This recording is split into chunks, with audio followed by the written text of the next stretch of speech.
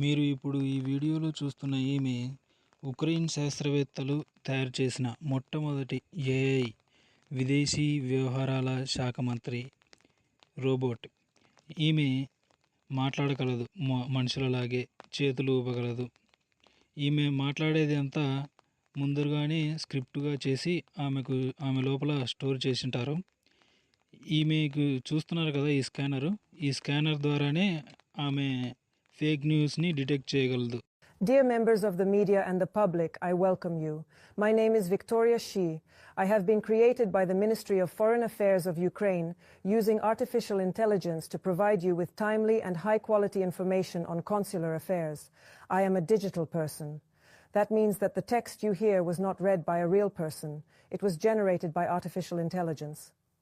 I will carry out a number of tasks. First and foremost, I will inform the public, providing timely